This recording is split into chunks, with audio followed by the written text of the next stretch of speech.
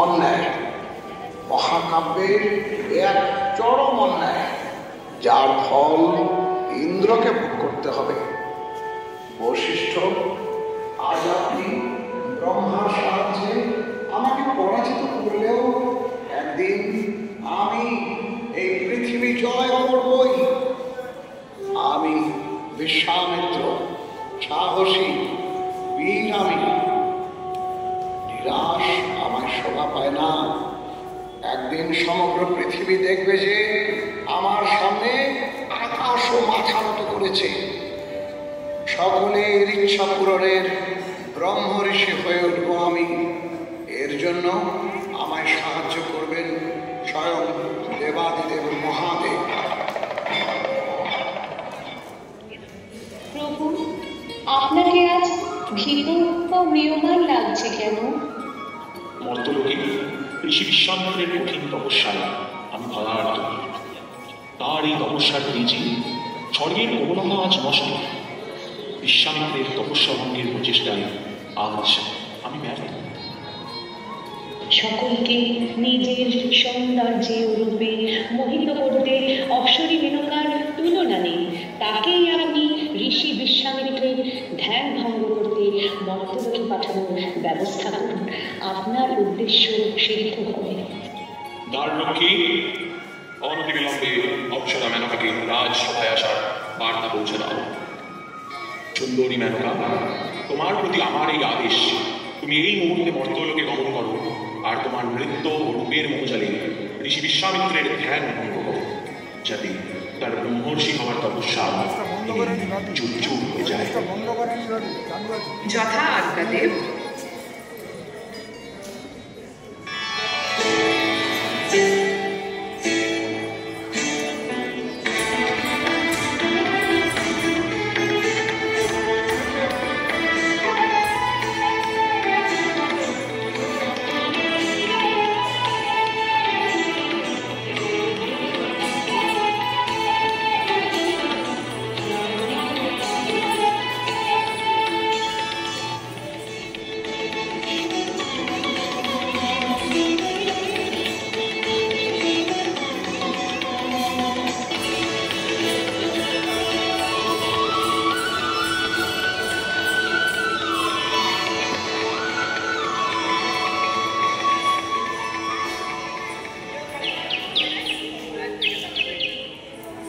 বিশ্বামিত্র ও স্বর্গের অপ্সরী মেনকার প্রণয়ের ফলস্বরূপ জন্ম নেয় এক অসামান্য রূপবতী কন্যা।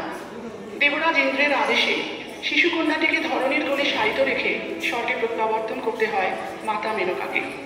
পরদিন প্রভাতে তপবনে ফুল তুলতে এসে পক্ষীদল মাঝে এই অপরূপ সুন্দরী কন্যাকে দেখতে পেয়ে বুকের মাঝে তুলে নিলেন মহামুনি কর্ণ। নাম দিলেন শকুন্তলা। শিশুকন্যাটিকে নিয়ে আশ্রমে ফিরে এলেন ঋষি কর্ণ। এইভাবে মাস বছর অতিক্রান্ত হয়। পিতা কর্ণ ও মাতা গৌতমের স্নেহ ছায়ায় আশ্রমের পরিবেশে আশ্রম বালিকাদের মাঝে বড় হয়ে উঠল শকুন্তলা। উপনীত হল বাল্যাবস্থায়। তপবনে শকুন্তলার নিত্যদিনের সঙ্গী ছিল তার দুই প্রাণের সখী অনসূয়া ও প্রিয়ঙ্গদা। তার সখীদের সাথে চঞ্চল চপলা শকুন্তলা মাতিয়ে রেখেছেন সমগ্র তপবন।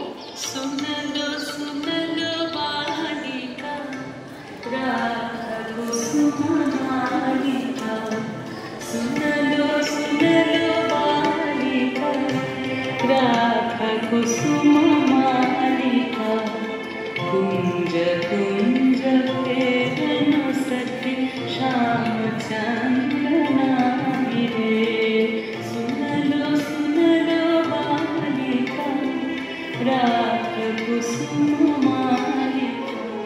হরিণ শিশুর মতো এ বনে সে বনে খেলা করে ভ্রমণের মতো লতা বিতানে প্রাণের সাথীদের সাথে গুনগুনিয়ে হিম জলে মরালির মতো গা ভাসিয়ে পূর্ণ প্রস্ফুটিত কুসুমের মতো শকুন্তলা এখন পূর্ণ যৌবনা।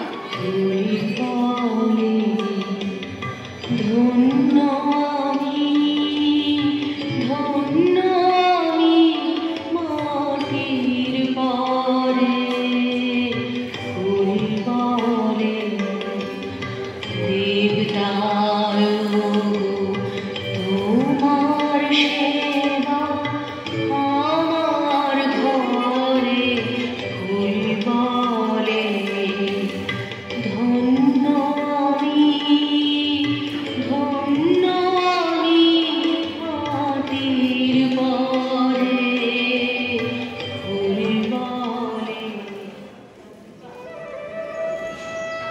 সখী শকুন্তলা, সখী প্রিয়ঙ্বদা, চল আমরা সবাই মিলে বাগানের বৃক্ষরাজিতে জলদান করি। হ্যাঁ চল, বিশেষ করে ওই মাধবীলতায়। কেন ভাই প্রিয়ঙ্বদা? যেদিন মাধবীলতায় ফুল ফুটবে সেদিন আমাদের প্রিয় সখী শকুন্তলার প্রিয় মিলন হবে। আজ তো মাধবীলতা ফুলে ভরে উঠেছে। দেখ অনুসুয়া, আমাদের সখীর মুখ কেমন লজ্জায় রাঙা হয়ে উঠেছে।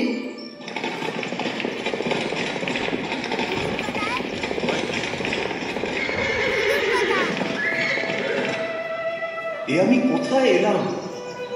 আমি কি পথভ্রষ্ট হয়েছি?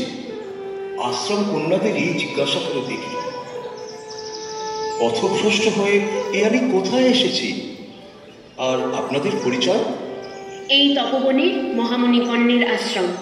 আমি আশ্রম বালিকা অনুসুয়া, সখী আমার প্রিয়ঙ্বদা। আর বৃক্ষমূলে জল দিচ্ছেন আমাদের প্রিয় সখী শকুন্তলা। পথিক, আপনার পরিচয়? আমি হস্তিনাপুরের কুরুবংশীয় রাজা দুষ্যন্ত। প্রণাম মহারাজ। আপনি আমাদের আশ্রমের আতিথ্য গ্রহণ করুন।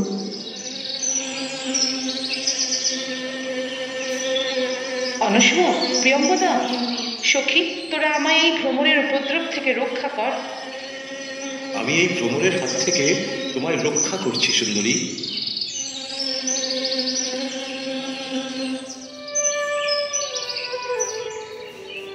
অন্ধকার নেমে আসছে। চল সখী শকুন্তলা, প্রিয়ঙ্বদা, আমরা গৃহে ফিরে যাই। কেটেছে একেলা বিরহের বেলা, আকাশ কুসুম চয়নে, সব পথ এসে মিলে গেল শেষে তোমার দুখানি নয়নে নয়নে নয়নে। দেখিতে দেখিতে নূতন আলোকে দিল রুচিয়া ধ্যানের পুলকে, নূতন ভুবন নূতন দুলকে, মোদের মিলিত নয়নে নয়নে নয়নে।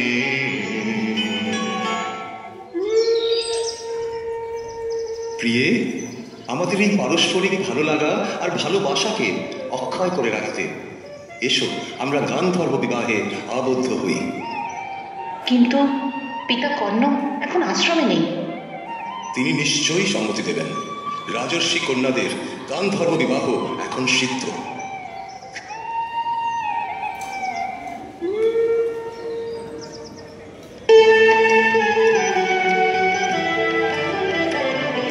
প্রেমের জোয়ারে ভাসাবে দোহারে, বাঁধন খুলে দাও দাও দাও দাও, ভুলিব ভাবনা পিছনে যাব না, পাল তুলে দাও দাও দাও দাও।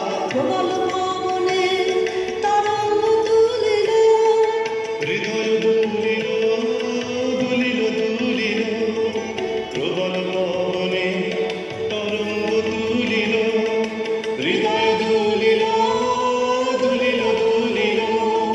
পাগল হে নাবিক ভুলাও দিক বিদিক, পাগল হে নাবিক ভুলাও দিক বিদিক, পাল তুলে দাও দাও দাও দাও।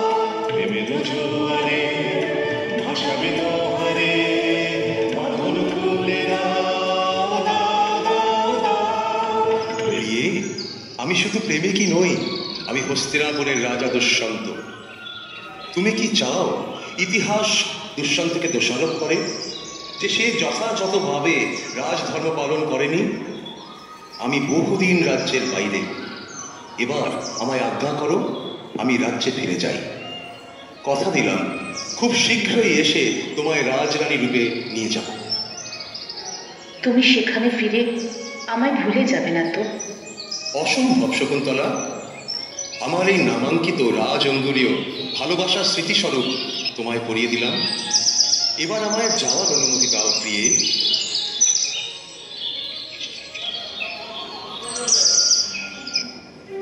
রাজা দুষ্যন্ত হস্তিনাপুরে ফিরে গিয়ে নিজের রাজ্যপাটে ডুবে গেলেন। দিনের পর দিন অতিবাহিত হলো, তিনি আর শকুন্তলার কাছে ফিরে এলেন না। একাকিনী হতভাগী শকুন্তলা তার গর্ভের সন্তান নিয়ে বড় বিহ্বল হয়ে পড়লেন প্রিয় বিরহে। কেমন আছে তার প্রিয়তম? সে কি আর ফিরবে না? কথা দিয়েছিল সে সোনার রথে করে আমায় নিয়ে যাবে।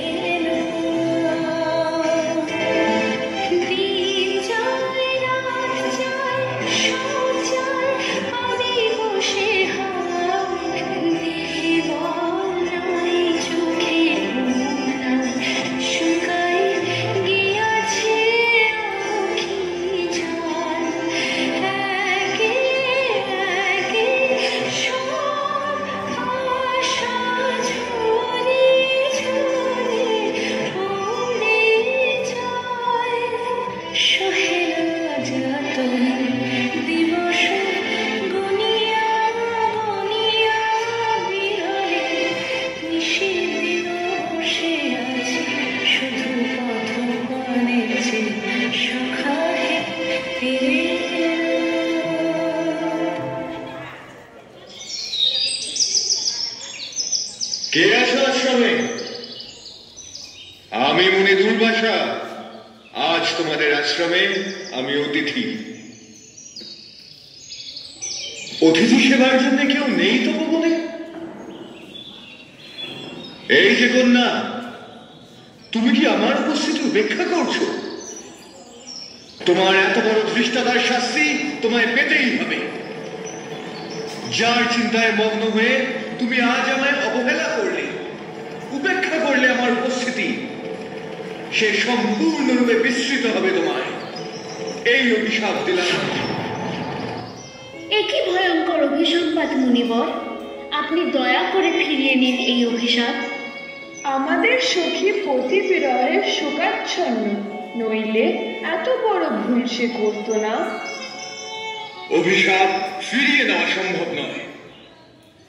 তবে যদি কন্যা তার প্রতিপ্রদত্ত কোনো চিহ্ন তাকে দেখাতে পারে, তবে তিনি তার বিস্তৃত স্মৃতি আবার ফিরে পাবেন। তবে আর চিন্তা নেই, রাজা দুষ্যন্তের দেওয়া অঙ্গুরীয় তো সখীর কাছে আছেই। তপস্বী কর্ণ তার দীর্ঘ পরিক্রমার পর তপবনে ফিরলেন এবং নিজে শকুন্তলার সঙ্গে দেখা করলেন। মা শকুন্তলা, কেমন আছো? ফেরার পথে যোগ বলে আমি জানতে পেরেছি তোমার বিবাহের কথা, আর তুমি যে অন্তঃসত্ত্বা তাও আমার অজ্ঞাত নয়। আপনি জানেন পিতা? হ্যাঁ, আমি জানি। তুমি নিজ গুণে রাজা দুষ্যন্তকে স্বামী হিসেবে পেয়েছ, আর তোমার গর্ভে এক পুত্র সন্তান জন্ম নেবে, সে দেশের রাজা হবে। গৌতমী, তুমি আজই আমাদের বড় আদরে কন্যা শকুন্তলার অতিগৃহে যাত্রার আয়োজন করো। অনুসুয়া, প্রিয়ঙ্গদা, আশ্রম কন্যারা, তোমরা সকলে এসো, শকুন্তলাকে সুন্দর করে সাজিয়ে দাও। আজ আমাদের বড় আনন্দের দিন।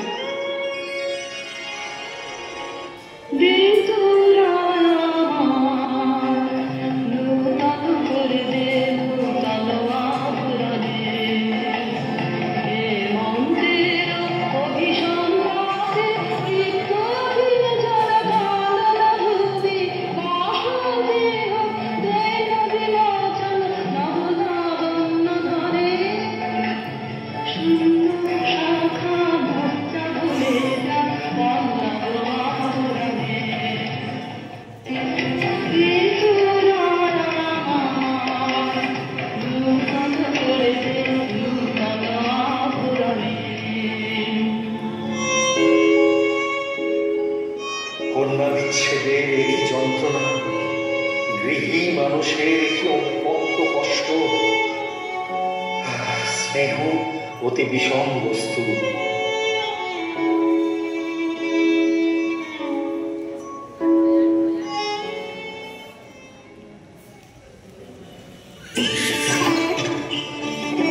অবশেষে শকুন্তলা তার প্রাণের অধিক প্রিয় তপবনের মায়া ত্যাগ করে বনের পশু পাখি বৃক্ষ সকলকে কাঁদিয়ে দুই ঋষি বালক আর মাতা গৌতমীর সাথে পৌঁছালেন রাজা দুষ্যন্তের রাজ দরবারে।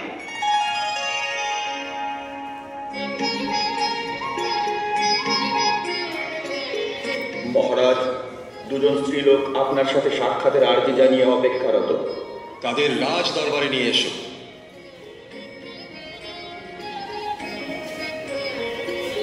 কে আপনারা? আমাদের প্রণাম গ্রহণ করুন মহারাজ। এই আমার কন্যা শকুন্তলা, আপনার বিবাহিত স্ত্রী। আপনারা গন্ধর্বমতে বিবাহ বন্ধনে আবদ্ধ। এর গর্ভে যে সন্তান, তার পিতা আপনি মহারাজ। মহর্ষি কর্ণ এই বিবাহে সম্মতি দিয়েছেন। কিন্তু আমি তো কিছুই স্মরণ করতে পারছি না। শকুন্তলা নামের কাউকে তো আমি চিনি না। হে আর্যপুত্র, আপনার কি কিছুই মনে পড়ছে না? এ আমার কি অভিশাপ! তোমার কাছে আমাদের বিবাহের কি কোনো প্রমাণ আছে? আপনি আপনার নামাঙ্কিত অঙ্গুরীয় আমার হাতে পরিয়ে দিয়েছিলেন।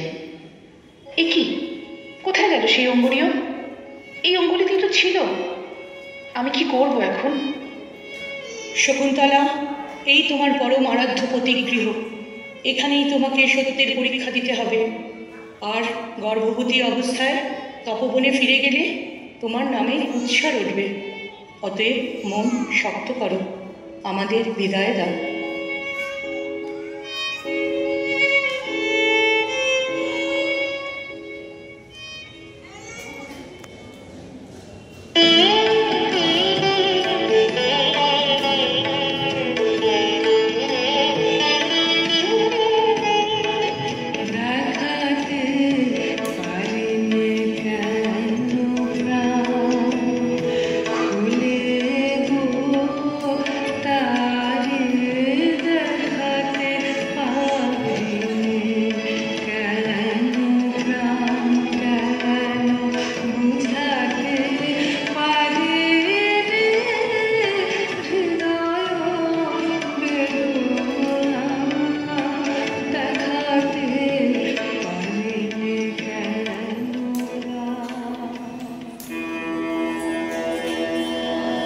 শকুন্তলা দুষ্যন্তর প্রত্যাখ্যানে খুব অসহায় ও কিং কর্তব্য বিমূঢ় হয়ে পড়ল। রাজ জ্যোতিষীর পরামর্শে পুত্র প্রসব হওয়া অবধি তার রাজপণ্ডিতের ঘরে কন্যাসমূহ থাকার সিদ্ধান্ত নির্ধারিত হলো। সেখানে যাওয়ার পথে এক দিব্য আলোর মধ্য দিয়ে মা মেনকা শকুন্তলাকে স্বর্গে নিয়ে চলে গেলেন তার সব কষ্ট লাঘব করার জন্য।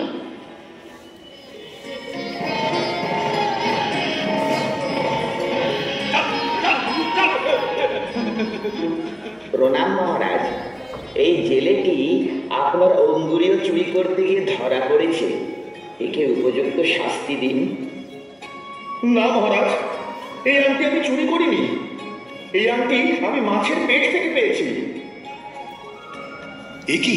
এ তো সেই অঙ্গুরীয় যা আমি প্রিয়তমা শকুন্তলার হাতে পরিয়ে দিয়েছিলাম আমাদের পরিণয়ের চিহ্ন স্বরূপ। এখন আমার সব কথা মনে পড়ছে। সেই শকুন্তলার প্রতি আমি কি ঘোর অন্যায় করেছি। নগরপাল, এখনই তুমি তাকে খুঁজে নিয়ে এসো।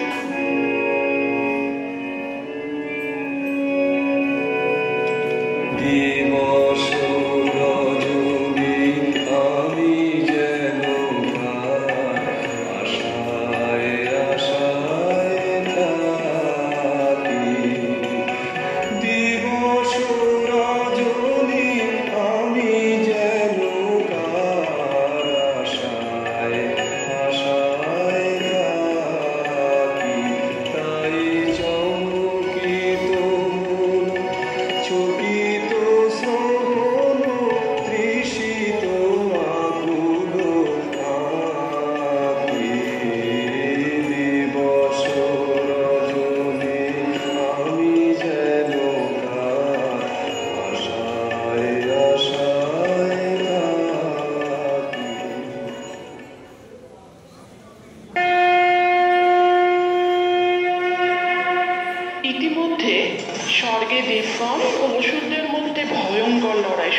এসেছে।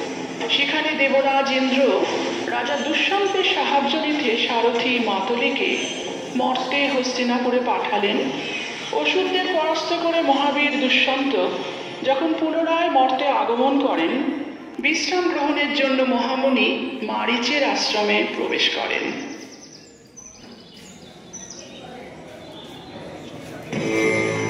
ওম জবাকুসুম সংকাশম কাশ্যপেয়ম মহালুতিম ধন্তারিম সর্বপাপোঘ্নম প্রণত অস্মি দিবাকরম।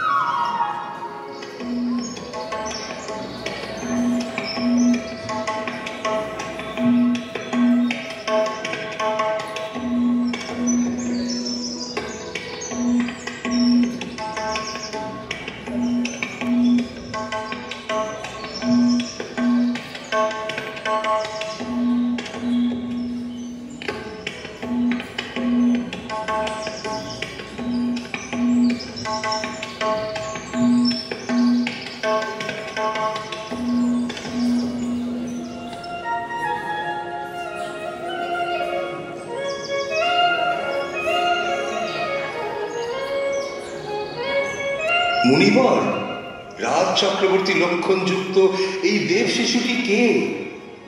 মহারাজ, এই বালক আপনার ও শকুন্তলার সন্তান ভরত। আমার এই আশ্রমে শকুন্তলা তাকে ধীরে ধীরে বড় করে তুলেছেন। ভরত, ভরত, কোথায় তুমি? মহারাজ, আপনি? হ্যাঁ শকুন্তলা, জেলের কাছ থেকে অঙ্গুরীয় পাওয়া মাত্র আমার সকল বিলুপ্ত স্মৃতি চোখের ওপর ভেসে ওঠে। আমি তোমার প্রতি যে অন্যায় করেছি, আমি তার জন্য ক্ষমা প্রার্থী। এই কথা বলবেন না মহারাজ, এ তো বিধাতার নির্মম বিধান। চলো প্রিয়ে, আমরা নির্মম অতীতকে ভুলে গিয়ে আবার নতুন করে জীবন শুরু করি।